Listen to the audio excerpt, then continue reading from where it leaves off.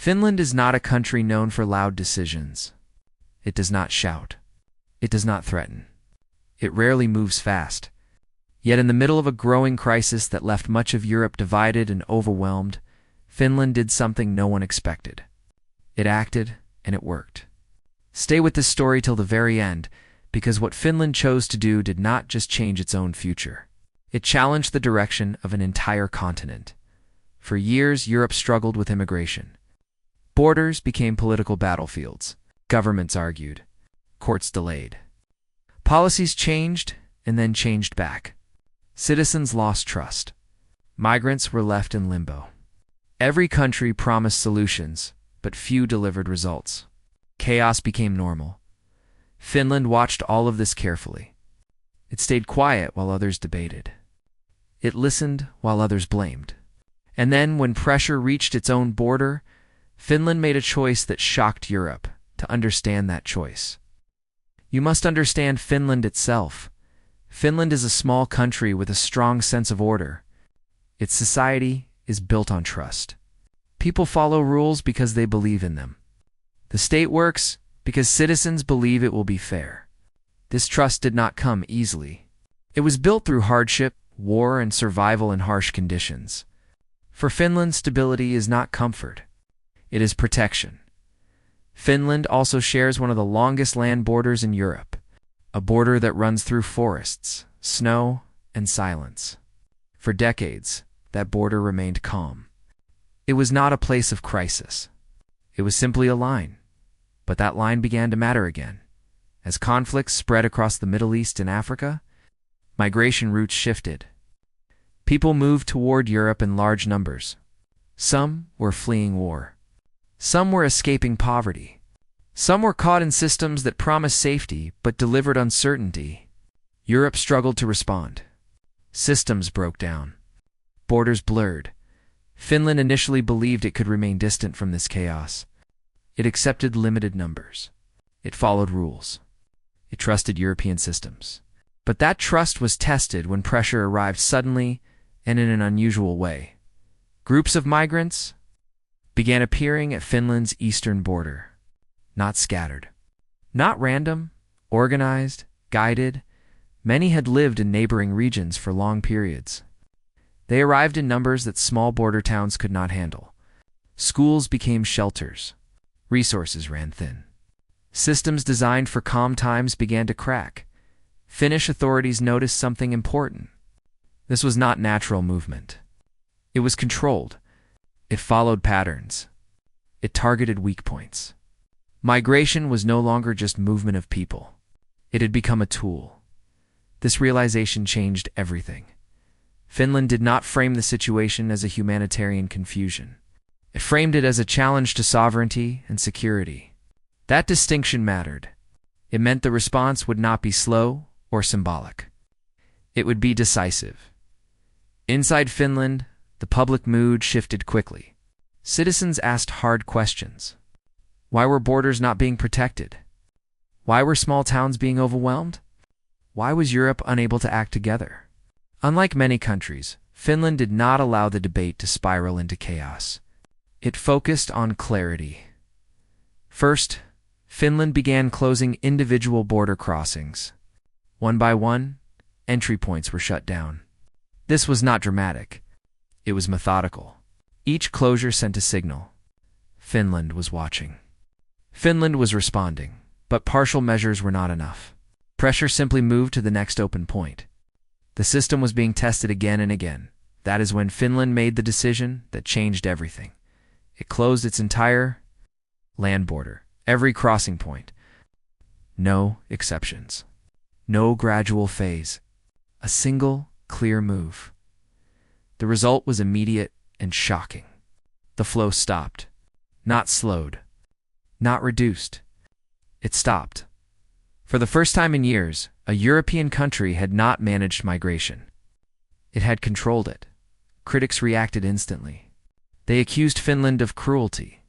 They warned of legal violations. They said human rights were being abandoned. Others, quietly, began asking a different question. Why did this work? Finland did not celebrate. It did not boast. It simply explained its position. Borders exist for a reason. Systems must be protected. Compassion without structure collapses. The government made clear this was not about rejecting people. It was about stopping a system from being exploited. When migration becomes a pressure tool, normal rules stop working. But Finland understood something else as well. A closed border is temporary. Borders reopen. Pressure returns. If Finland wanted lasting control, it needed more than fences. It needed law. That realization led Finland into dangerous territory. Territory that most European governments feared to enter. The country began drafting emergency legal measures. Laws designed not for normal times, but for moments when systems are deliberately abused. These laws would allow border guards to act immediately, to refuse entry, to reject claims at the border itself. This was a line Europe had avoided crossing. Debate inside Finland was intense. Legal experts raised alarms. Human rights groups protested. Academics signed letters.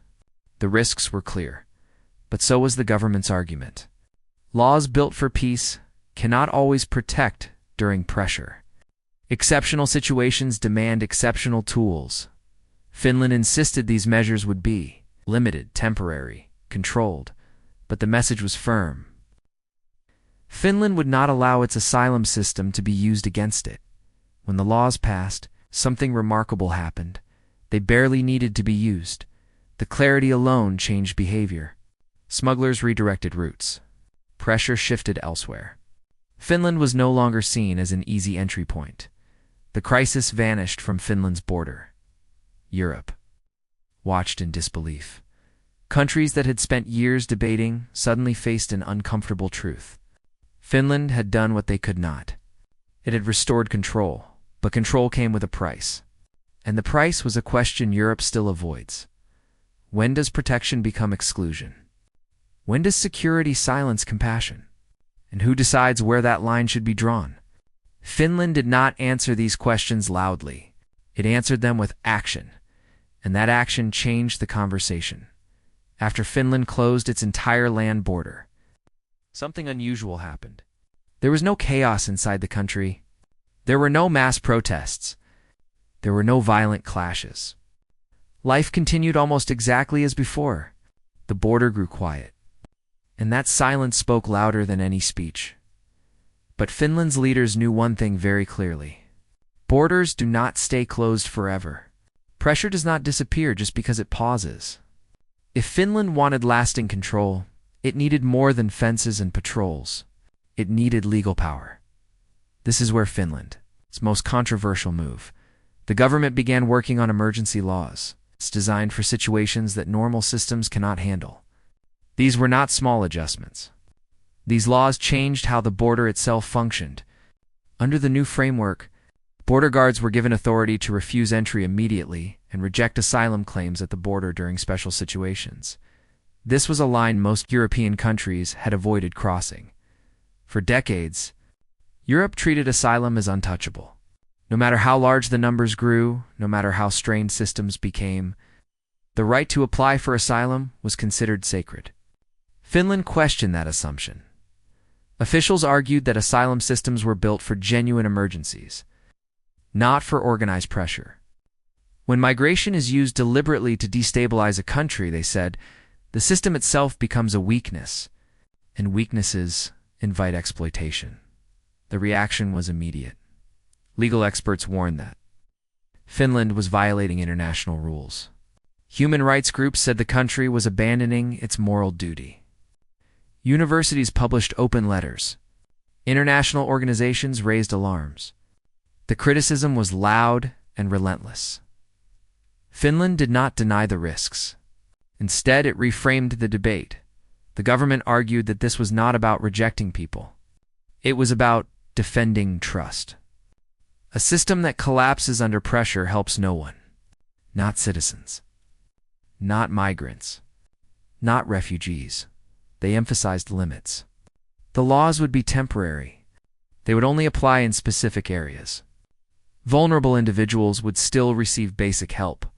Emergency powers would require constant review. But beneath the careful language, the message was firm. Finland had removed itself from the map of easy entry. This outcome shocked Europe.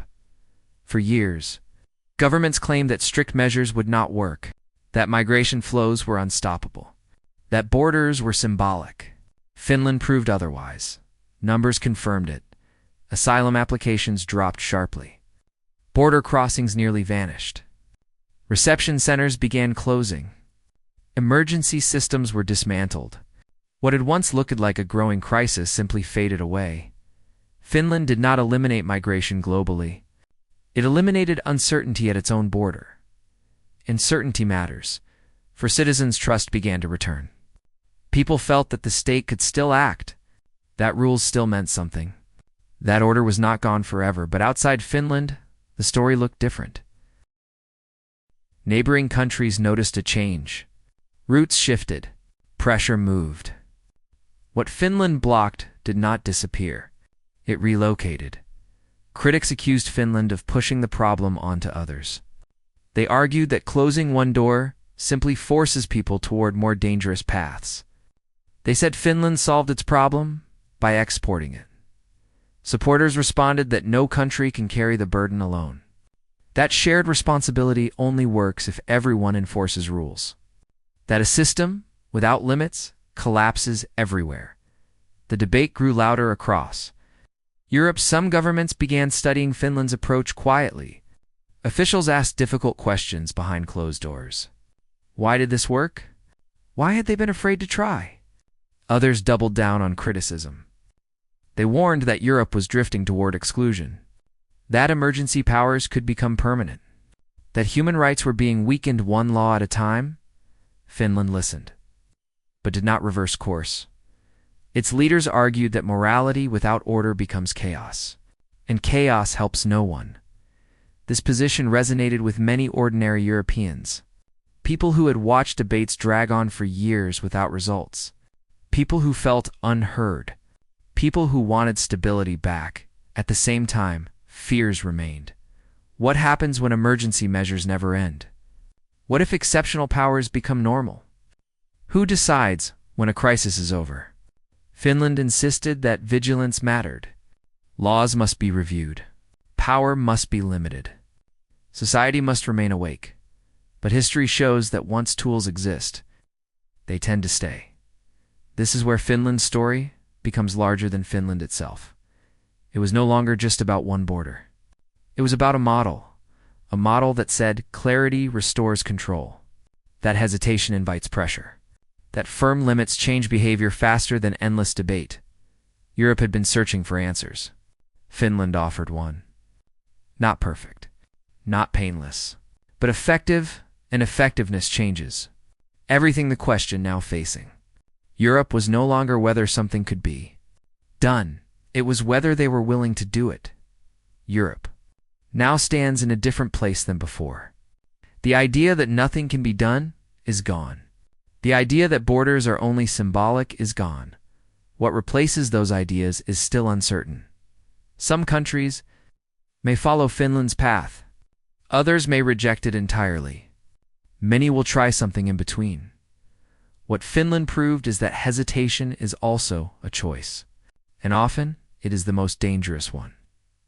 This story is not about Finland alone. It is about a world where movement is constant, pressure is real, and trust is fragile. Every society will face this test in its own way. The question is not whether migration will continue. It will.